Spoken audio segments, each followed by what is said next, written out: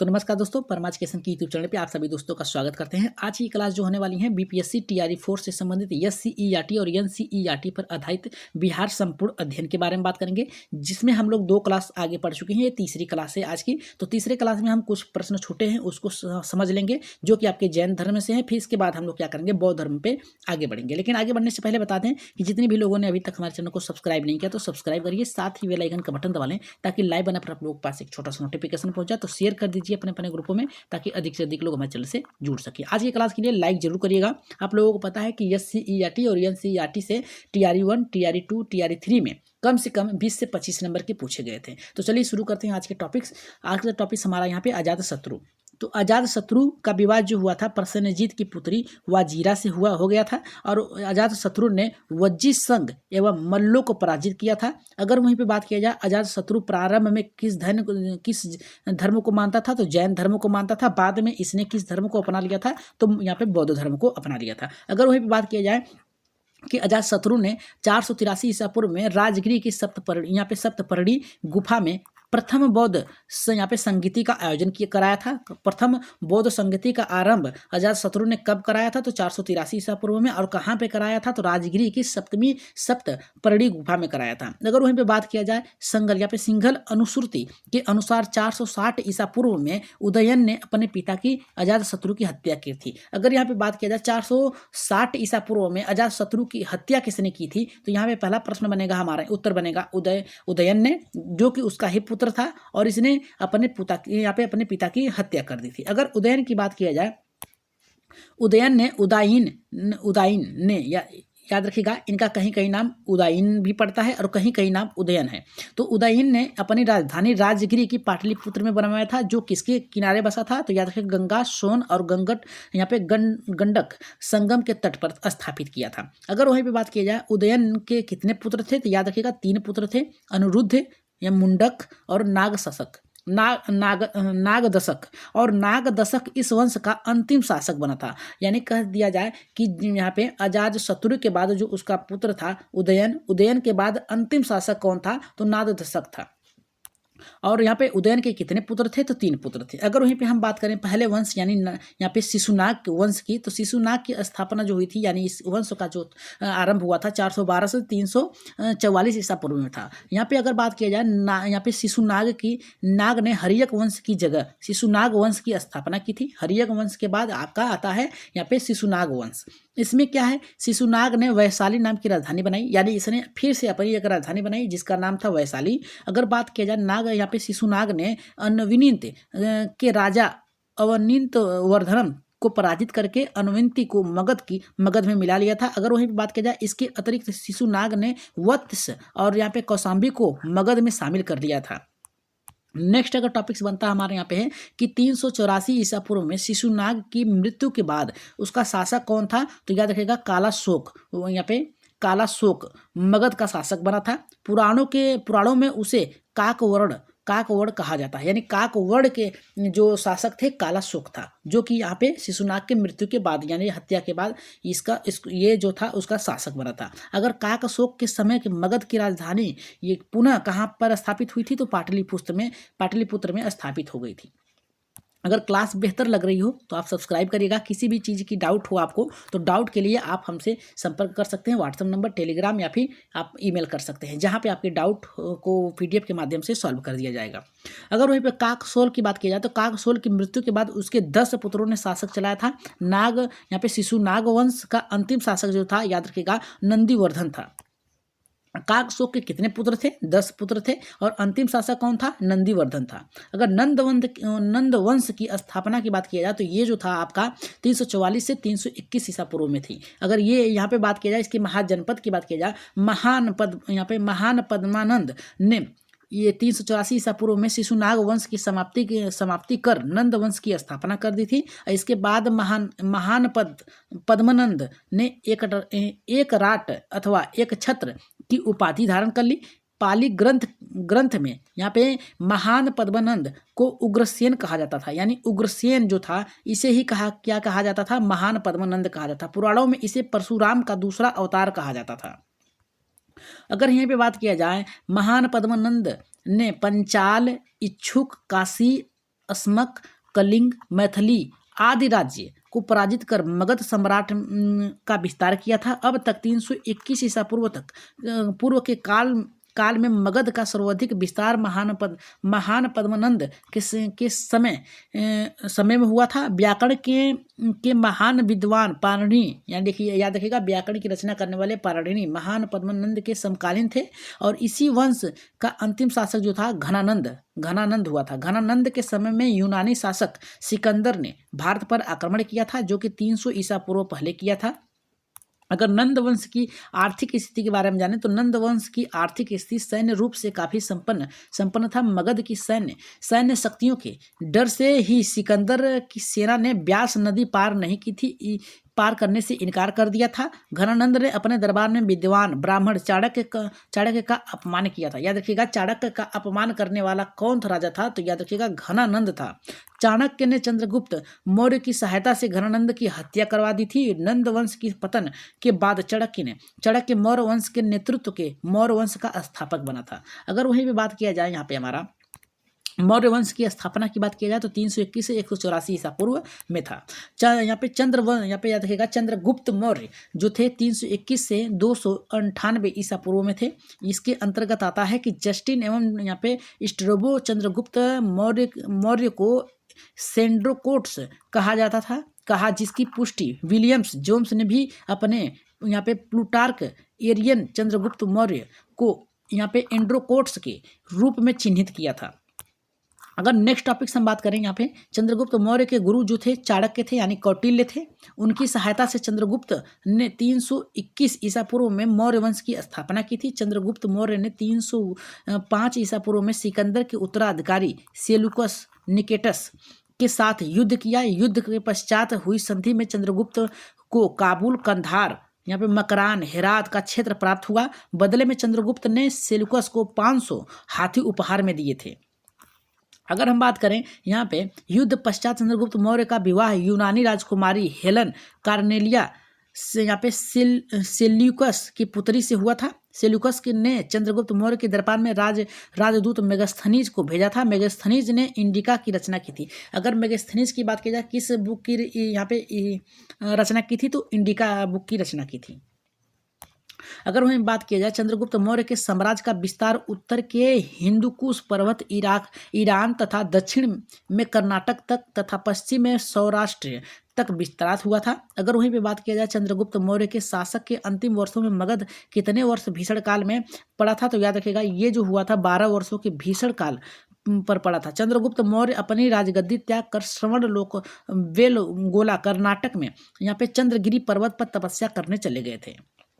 चंद्रगुप्त मौर्य ने अपनी राजगद्दी कब त्यागी थी, तो याद रखिएगा इन्होंने 298 ईसा पूर्व में त्यागी थी। और कहाँ पे ये तपस्या करने गए थे, तो श्रवणबेलगोला कर्नाटक में स्थित चंद्रगिरी पर्वत पे तपस्या करने चले गए थे। चंद्रगुप्त मौर्य जैन धर्म को मानने वाला था। 298 ईसा पूर्व में जैन धर्म उपवास पद्धति उल्लेखना द्वारा उसके प्राण त्याग दिए थे।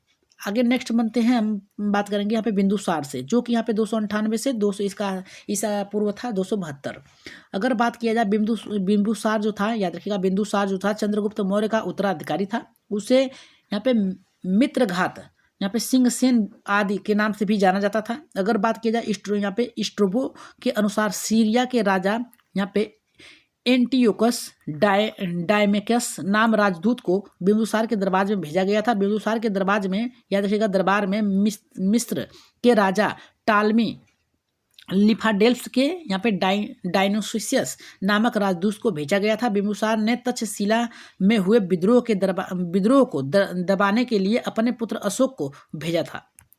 आगे बढ़ते हैं, यहाँ पे बिंदुसार के बारे में बात करते हैं। बिंदुसार जो था आजीवक संप्रदाय का अनुयायी था। अगर अशोक की बात की जाए वहीं पे, तो अशोक वंश की यहाँ पे कितने वर्षों तक चला था अशोक का राज, तो 269 से लेकर 232 ईसा पूर्व में चला था। अगर बात की जाए बिंदुसार की मृत्यु के 4 वर्षों बाद अशोक मौर्य वंश की गद्दी पर बैठ गया था। उससे पूर्व उज्जैन का राज्यपाल था। याद रखिएगा, जो अशोक थे ये पहले उज्जैन के राज्यपाल थे। फिर बिंदुसार की मृत्यु के बाद इन्होंने राजगद्दी प्राप्त की। पुराणों के अनुसार अशोक को अशोकवर्धन कहा जाता था। अगर नेक्स्ट प्रश्न पे बात किया जाए तो मास्की एवं गुर्जार के अभिलेखों में उसे अशोक कहा जाता था। सिंघल अनुश्रुतियों यानी बौद्ध ग्रंथ के अनुसार अशोक ने अपने 99 भाई की हत्या कर गद्दी पर प्राप्त की थी। याद रखिएगा, जो अशोक थे इन्होंने क्या किया था, अपने 99 भाई की हत्या की थी, इसके बाद उस गद्दी पर बैठे थे। हालांकि अन्य स्रोतों से यह पुष्टि नहीं होती है। अशोक ने अपने, याद रखिएगा, केवल उसी ग्रंथ में होती है, बौद्ध ग्रंथ में ही होती है और किसी तरीके से इसकी पुष्टि नहीं होती है। अशोक ने अपने शासक में 9 वर्ष तक कलिंग युद्ध 261 ईसा पूर्व तक तथा कलिंग को मगध में सम्मिलित किया था। अगर बात की जाए अशोक के 13वें शिलालेख कलिंग युद्ध का वर्णन हुआ था। अगर वहीं पे बात किया जाए, कलिंग युद्ध के बाद अशोक ने बौद्ध धर्म को अपना लिया, उससे पूर्व वह शैव धर्म को मानता था। यहाँ पे बात किया जाए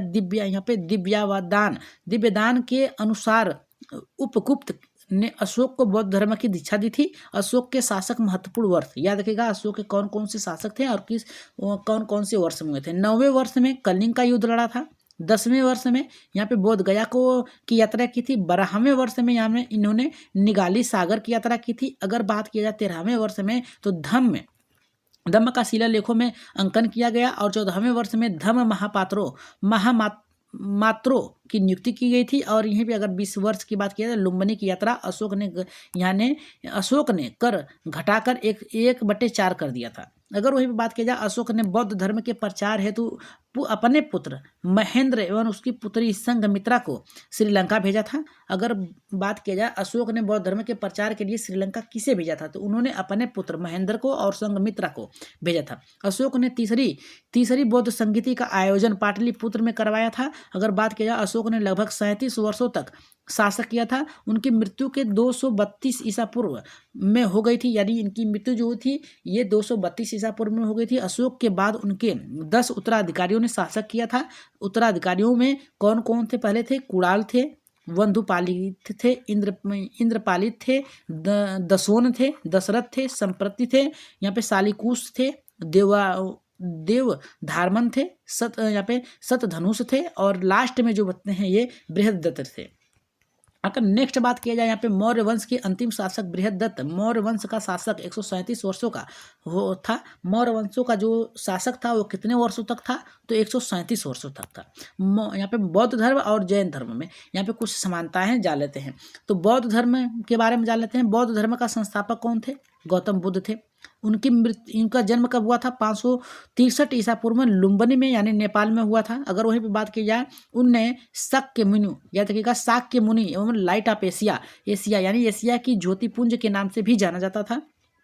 अगर बात किया जाए उनके बचपन का नाम क्या था? सिद्धार्थ था, राजा सिद्धार्थ था। उनके पिता का क्या नाम था? शुद्धोधन था। उनकी माता का क्या नाम था? महामाया देवी थी। अगर सौतेली माँ या मौसी का नाम अगर पूछता है तो क्या नाम था? प्रजापति गौतमी था। अगर उनकी पत्नी का नाम पूछा जाए तो यशोधरा था, जो कि 16 वर्ष की आयु में इनका विवाह हो गया था यशोधरा का। और कह रहा है कि इनके पुत्र का नाम क्या था? तो राहुल था। बुद्ध के 4 दृश्य देखे गए थे। बूढ़ा व्यक्ति, बीमार व्यक्ति, 100, एक सन्यासी, ये थे इनके 4 दृश्य जो कि देखे गए थे। इन्होंने 29 वर्ष की आयु में गृह त्याग दिया था, सन्यास ले लिया था। अगर 6 वर्षों की तपस्या के बाद 35 वर्ष की आयु में उन्हें ज्ञान प्राप्त हुआ। उसके बाद ये तथागत एक बुद्ध के नाम से जाने जाते थे। बहुत ही इंपॉर्टेंट टॉपिक है ये। इसके बाद हम बात करेंगे इन्हें ज्ञान के प्राप्ति, वह यहाँ पे कह रहा है कि वैशाख पूर्णिमा के पीपल वृक्ष के निरंजना फल्गु नदी के तट पर बोध गया में हुआ था, यानी बिहार में ही हुआ था। यहाँ पे अगर बात किया जाए बहुत ही महत्वपूर्ण टॉपिक से, बौद्ध धर्म के 4 आर्य सत्य कौन थे? तो अगर दुख की बात किया जाए तो संसार का दुखम है। अगर दुख समुदाय की बात की जाए तो यहाँ पे कह रहा है कि दुख का कारण तृष्णा है, यानी क्रोध है या फिर ईर्षा है, कह सकते हैं। अगर यहाँ पे कह रहा है कि दुख निरोध क्या है, याद देखिएगा दुख का निवारण हेतु तृष्णा का विजय आवश्यक, यानी अपने जो मन में असंतुष्टियां हैं उसको उस पर विजय प्राप्त करनी, यानी घृणा, यानी किसी से जलस, इससे क्या करना है? दूर हटाना है। अगर दुख का निरोध मार्ग कौन सा है, याद रखिएगा तो ये कह रहा है दुख का निवारण हेतु अष्टांगिक मार्ग आवश्यक है। और वो अष्टांगित मार्ग कौन कौन से हैं, चलिए देख लेते हैं। पहला आता है बौद्ध धर्म के अष्टांगित मार्ग कौन कौन से हैं। यहाँ से प्रश्न आपका बन सकता है 1 नंबर का। तो कह रहा है सम्यक दृष्टि, सम्यक संकल्प, सम्यक वाक, सम्यक कर्म, सम्यक आजीव, सम्यक व्यायाम, सम्यक स्मृति, सम्यक समाधि। यही है 8 अष्टांगी। और इसके अंतर्गत जान लेते हैं कौन कौन से हैं। तो पहला कह रहा है बौद्ध धर्म के त्रिरत्न कौन थे, बुद्ध, धम्म और संघ।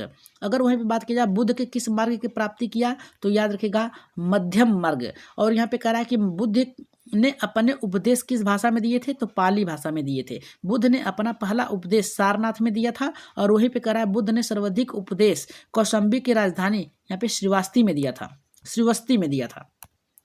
अगर बुद्ध की मृत्यु कब हुई थी, तो याद रखिएगा 483 ईसा पूर्व में कुशीनगर मल्ल में 80 वर्ष की आयु में इनकी मृत्यु हो गई थी। अगर बुद्ध के प्रथम गुरु कौन थे, तो याद रखिएगा अलार कलाम थे वैशाली में। द्वितीय गुरु रुद्रक रामपुत्र थे, जो कि राजगृह थे इनके।